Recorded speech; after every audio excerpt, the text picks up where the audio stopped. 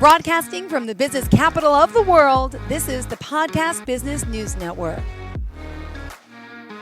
And we are back here again with our good friend from the earthcenter.org. Again, you got to visit the website and join us in the great conversation. Iritah, Shenmira, NABA joining us today live from Texas. Texas, Houston. Yeah, Houston. Fantastic. Texas. Welcome to the show today. Please introduce yourself to our listeners. And by the way, it's like, where's Waldo? Do you know where's Waldo? Where in the world can we find you each and every time? But you're doing so many great things around the whole world. And it's amazing that you get to experience this, and with the foundation being in so many different places. So please introduce yourself. Thank you very much, Jill. Well, my name is Iritah Shenmira NABA. I'm a cultural researcher, spiritual activist, and guide, and all of that. So I'm from Burkina Faso, West Africa, and traveling right now in United States. Visiting some of the local activities that we establish in some of the states in America. And I'm the executive director of the organization, nonprofit called the Earth Center of Maanu, Inc., a cultural organization striving to promote the cultural and spiritual values of human roots, humanity roots. And I've been traveling over here in America to kind of help reconnect the people of this side of the world as well to some of the things that other people also do. Most importantly, the indigenous ways of doing things, because most of the time on this side we will notice that we don't have that kind of connection anymore with the indigenous ways of doing things, and with natural ways of doing things, that connection with nature, that connection with our origins, like human origins. So we don't read those kind of things anymore in the books. We don't learn those kind of things anymore in the school. So this is what I'm here trying to do with through this organization, all of the work that this organization is in charge of. Great. So what would you like, for example, someone listening here for the first time, let's explain it to them. How can they get involved? What are some of the types of things they can learn? You can go over both sides, for both facets of it. So if someone's out there just listening to you today for the first time, tell us how we can get involved. Yeah, well, it's something that's very natural in every human being, because sometimes we just have to sit and ask ourselves a question like, where are we going? Where are we going? Where are we coming from? Those are just simple existential questions that every human being, at some point in life, will have to ask themselves. So we have the concept of, modern way of doing things, technology, moving forward, looking into the future, meaning like living like a futuristic, way of things, and just forgetting what happened yesterday. But we are actually the organization is actually trying to bring people, to understand that, yesterday cannot be detached from, today. And therefore, even tomorrow to be better, we have to really, have a foundation into the yesterday, and then with today now learn how to build tomorrow. So what we do is we try to bring human to learn some original ways of thinking, original ways of living, especially on the foundation of morality, on the foundation of a spiritual quality, like quality life, and also diet as well, because most of the time whatever we eat also contributing our own self-destruction or depression and stress and all of that. So we don't want this generation, as the generation we are part of, we don't want to be the people that will be moving forward in life, not just only depending on the technology, depending on things that robots, things that machine can do for us. But we have to also understand that those before us, those who live before us, did not really depend on those things. Those are the people who work with their hands, people who work with their brains, people who do things by themselves. So we want ourselves to be the reason why some humanity will have something attached to the past, meaning like doing things for ourselves, doing things for ourselves, meaning getting human to have like their philosophical, their spiritual, their energetic, their emotional, their intellectual capacity and capabilities to be really kind of, elevated in the point that we don't detach ourselves too much from ourselves. So we do that through, initiating people, bringing like the system of initiation. Like initiation means the rite of passage, because normally before, in the indigenous cultures, by the time every child reaches the age of 7, all the way to 14, that child is sent to, live with a master, sent to live with a teacher, sent to live with, those we call the givers of the wisdom or the givers of the speech, to live with them, who gets to tell them, like, through their experience in life, this is what they went through, but they see the future being this way.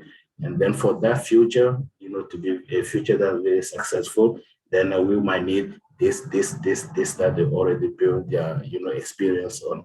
So we do those initiation where we kind of, try to a little bit adjust it, just for it to fit, the modern reality, because it's not easy to transport something from a very natural and indigenous ways of doing things to just come and then implement it in modern societies and all of that. So we kind of adjusted a little bit, and then it's still working for over 20 years now. It's working. It's doing the best. People are enjoying, the fact of them having a way to recognize themselves and then acknowledge themselves, but also understand why they're here and where they should be going, where to stand, and all of that. So we do that through, the initiatic practices, where we teach people about, language, the original language, because most of the people just speak only English. Some people don't even have, I speak 8 languages, so people just have like, English, if it's not English, like French, if it's not in French, it's like Spanish. So these are things that we kind of try to, the brain, it has the capacity to do more than whatever we think we are limited to. So through the initiation, we're teaching those kind of things. We're teaching meditation as well. The original ways of, meditation, before everything gets to really kind of, disappeared. There was this way of meditation where the priests in the valley, in the Nile Valley, since the time of the pharaohs, those who built the pyramids, those who built that great civilization, they had a way of that they kind of get to connect, with the universe, with the powers of the universe, and, with, the world of the invisible world. So we kind of, have that structure as well, those knowledge and wisdom that we teaching through, one of our courses that we call ATB, meaning assessing the soul, assessing the heart, And then we have also the healing aspect that we teach in the natural healing, purely natural, meaning identifying the plants, knowing the virtue of those plants and all of that and what they can do, and then using it for the benefit of a human. Even in your kitchen, everything you have in your kitchen can be like medicine, can be like, remedies for, for you to, take of yourself and your children and your family. So this is really like what we're doing. And that's what we've been, trying for 20 years to kind of, get out there. Got it. Well, and this, obviously, your father inspired you down this journey in the path. How did your father start this whole concept? Tell me a little bit about him and the people around him to help him develop this. I mean, it's amazing. Yes, my father was very special. He's very special because he's one of the first people who went through the initiation, like our indigenous initiation, very, strong and neat, powerful and neat, but at the same time, who was very, successful in the modern, education. I went to school, went to university, learned everything, and at some point thought, okay, it looks like, the Western societies and countries don't understand, African. Well, more importantly, they don't understand, indigenous people. You know? And indigenous people are coming from another perspective, and the modern people are going to a different perspective. So that's really where the gap is. So he decided to ask permission from our royalties. Everything we have to do, we have to depend on our royalties. And then all of the keepers of the safekeeping ask them the permission that, there are people on the other side of the planet, that are also other side of the Atlantic, that also can be, can see this as helpful. Whatever we're doing, the way we live our life and everything, our ways, our wisdom can be useful for those people's life at the same time. So should I get the permission? Can I get the permission to go and then teach them? Also let them know that we exist. Let them know that there's also another way of living life. So from there, I think it was a very risky and then attempting, mission that he decided to give to himself. And somehow, he was granted the permission, and then he decided to travel to America. He traveled to Germany first. Wow. And then from Germany, he started there, and then at some point came to America in Iowa. Nowhere in America but in Iowa, all the way from the bush to Iowa.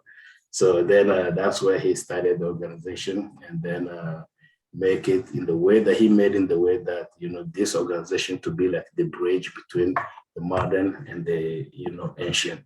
Beautiful. The new and the old. So he was really my biggest, he's still a very big, motivation for me, because having we imagine someone having like some knowledge, some wisdom that can help other people, but just because you don't have the podium to express it, you don't have the podium to talk about it, then people will just be, struggling in their everyday life while you're just sitting there with your knowledge. That's what's happening in every indigenous culture.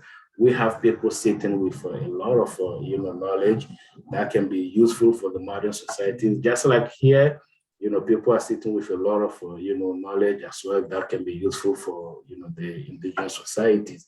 So this is where the Earth Center comes to play a role. This is what kind of give us the dedication that we have, trying to, push this forward, and then bring those kind of two worlds together, and then see what that can make. Great. And at this time on, we'll remind our listeners how we can get in touch with you. Give us the website and, of course, your contact information. Yeah, the Earth Center, the phone to the Earth Center is 773-359-4160. And the website is www.theearthcenter.org. And then we have another sister organization. Actually, I'm here to the headquarters of the sister organization. I just came to visit and see how things are going. That's the Ankasa Natural Healing, where we talk about diet, we talk about healing, we talk about how to take care of, maintain the body, and then take care of the body, and then the well-being of, the spirit and, the body. So that one has a www.anhlife.org. And then, you can contact us, go on the website and see what we serving, what we have, and then it can be useful for, your well-being as well. Perfect. All right. So what else do you have on tap for today? What else did you want to share with everyone? I'm still really dedicated to, thinking about, because for us to think about the future, that means we think about the children.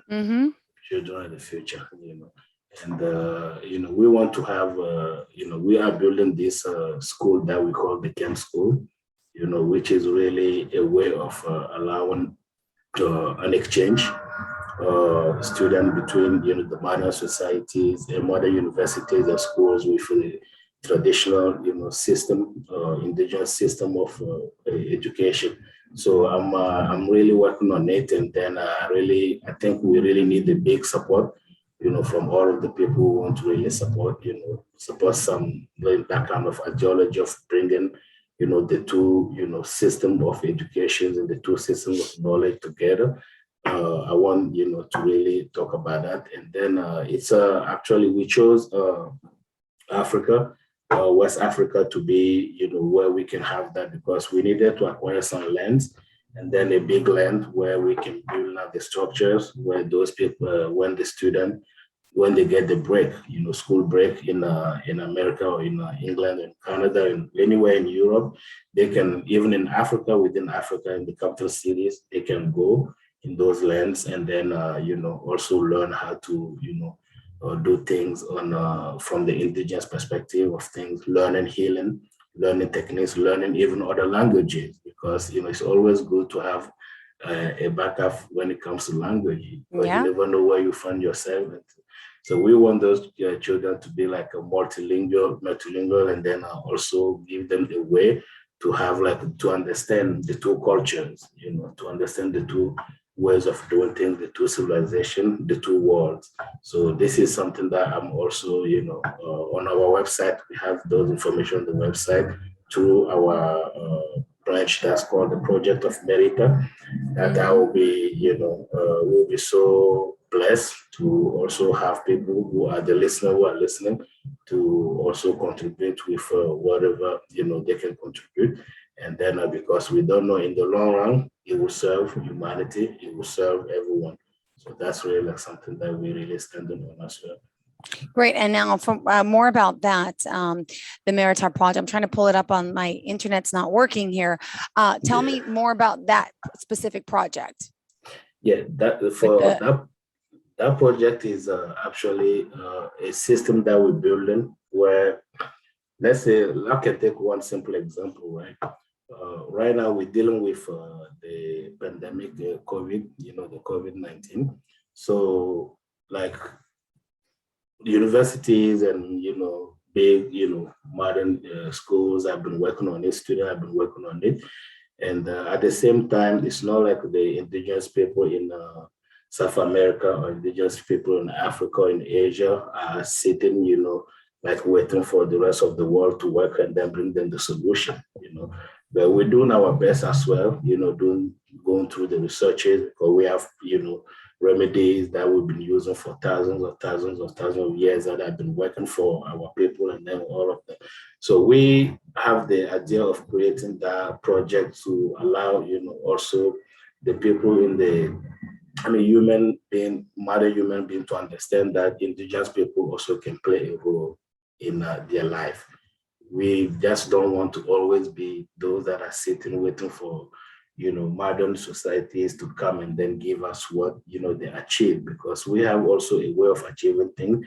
And then for us to be able to achieve those things, you have to help us, because we have the same red blood, the same brain, the same thing, the same spirit. We have the same capability. Like naturally, at the roots of our nature, we all have the same, capacities to do everything, but we just didn't get the chance, the chance of having, the comfort to be able to do it. So those children that are, in Africa, right now that we also training, those children have the same, capacity as, capabilities and abilities as the children over here in the, let's say in the United States, who maybe in 10 years will be going to the university, learning great things and all of that, and discovering and all of the researching and all of that. So those children in Africa don't have that possibility.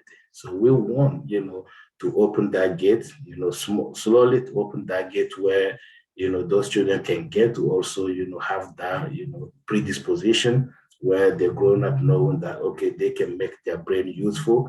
And then, giving them the hope, because for a child, we were children, all of us at some point, and being a child, you just want to hope. You just want your parents or, the adult in your life to just give you hope. And then hope of what? Hope of you being able to do something. So that's really what the project is. So we can have that kind of exchange, between, it seems like it's a dream, but it's not a dream. But even if it's a dream, the dream is allowed. Everybody is allowed to dream. But, it depends on the energy you put behind your dream that end up making it a real dream or making it like, it's just a big dream. So we're doing our the best to bring that kind of exchange. And then for us, it's more like the children, because one day we will not all be here, and then the world will be in the hand of our children and our children.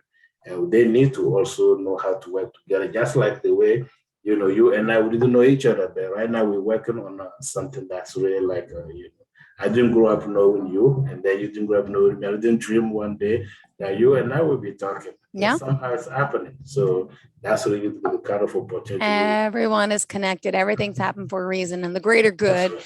And, I feel, with the pandemic, it's like that kind of brought, I think, new perspective for everyone, right? I mean, it's unfortunate all the lives we lost, all the people we lost, and the jobs we lost. And it's like, but now I have, two little kids. It's like, what's most important? Let's focus on life, living, giving, and being the best we can. And now, tell me how, people in Africa, how are they been affected by the pandemic? Clearly, I understand what's happening in the US, but what about around the world? Just curious what's been happening.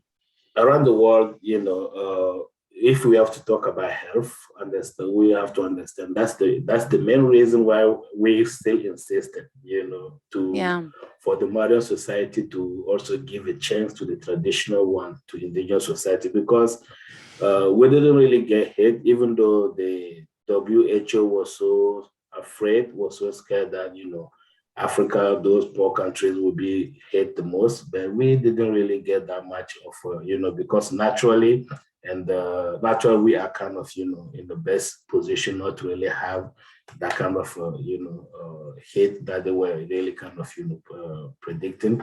But also, we depended a lot on herbs. We grew up, drinking herbs, eating all of our food is medicine. Everything we eat is medicine. Any sauce we make is medicine. Anything that goes in our mouth is medicine. It's food, but it comes with, the recipes are just like medicine. So you make sure like our immune system, in Africa, most of people, the immune system so strong to the point where like it's not that kind of, easy to kind of fall under any sickness. So, but, we do get some people, in some cases that, happen, and sorry for those who lost their life in that, whether in Africa or over here. But what happened is that the financial aspect of things and the political aspect of things, that's where, I would say that we are very kind of, we really felt it, because once the powers, the superpower countries got hit, and then they have to change the way they have to function and then adapt and all of that. So automatically, Africa wasn't ready. Those indigenous societies weren't ready to really just see like it's, a sudden change in the way that everything went. But right now, we're kind of adapting to the new, way of doing things over there as well. And, we just have to, pray that, whether this, the medical science and, whether the traditional, healing science, for all of them to come together and find a good solution for humanity. And then, because we cannot really say that indigenous people don't have whatever it takes to heal themselves, because technically the pandemic came to prove that, those people didn't get hit. They might be doing something different. Why they didn't really get like many cases in that thing. And then that should call, this is a call actually to our leaders to understand that they need to also be investing, their attention into the way that, we do things, and then, bring about that change. And is that behind you? Is that medicine? Is that herbs behind you? What's in the background there? Oh yes, those are my herbs. Those are herbs. Wow.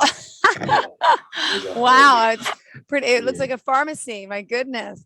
So that's the secret, but that's the secret. A lot of us in the US don't do as much herbal anything.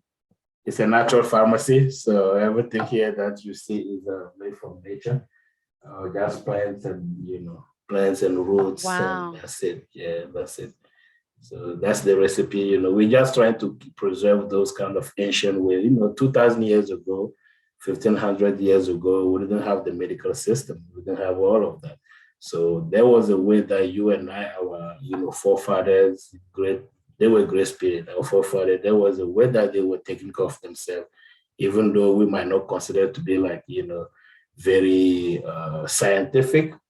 Even to talk about science is just, knowledge. So that they have their own way of taking care of themselves, and that's been working. So for us in Africa, we kept, the recipes, and we kept those, things together, and then we preserve them, and then function based on them to also grow more, bring about more, and all of that. So that's So the key to boosting immunity, which is what we all need right now. See, the secret could be behind you. Oh my goodness, right?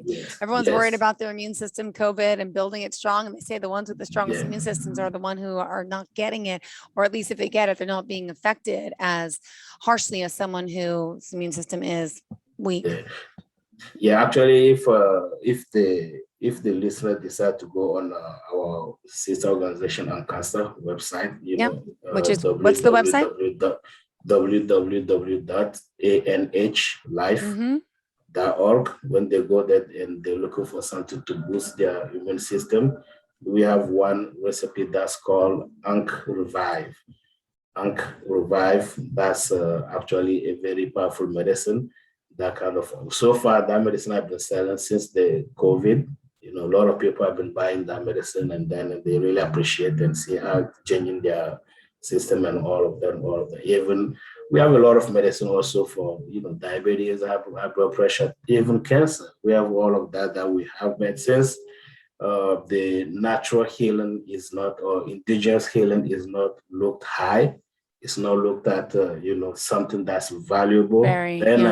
We have medicine, we have remedies that are sitting, but people are dying, from lack of, knowledge, or dying from ignorance about it.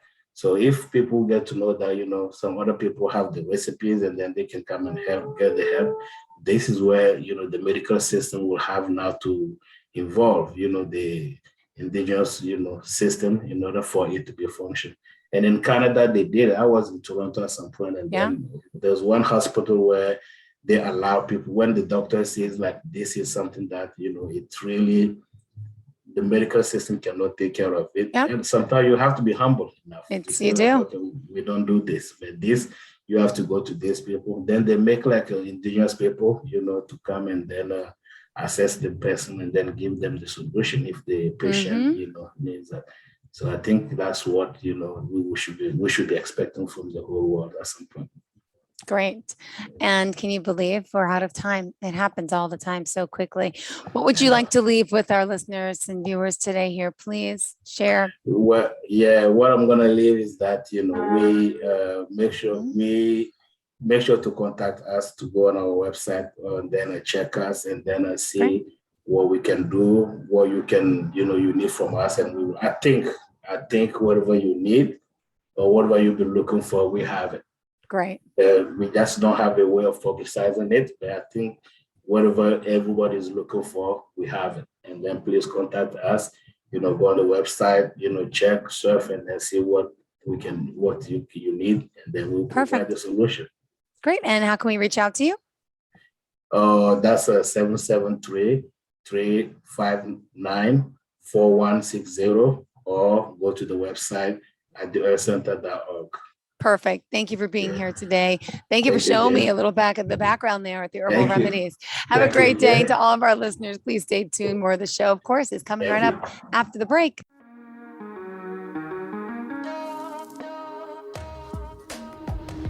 Broadcasting from the business capital of the world, this is the Podcast Business News Network. For nearly 2,000 severely injured veterans, everyday life has become filled with barriers. Day-to-day simple tasks can become pretty daunting. I have to carry my chair up 2 flights of steps or have somebody do it for me. What scares me the most is just the falling. When I'm struggling with my house, I think, to have that one great barrier just knocked down, it's crucial. Home for Our Troops is a wonderful nonprofit that builds a mortgage-free, fully adaptive, handicap-accessible house. And there's no catch. It'll be our very first home that we've ever owned. This is a game changer. This is where your life begins again. We need you to join us in completing this important mission. Please visit hfotusa.org and help build homes and rebuild lives. Because of you, everything's going to be okay.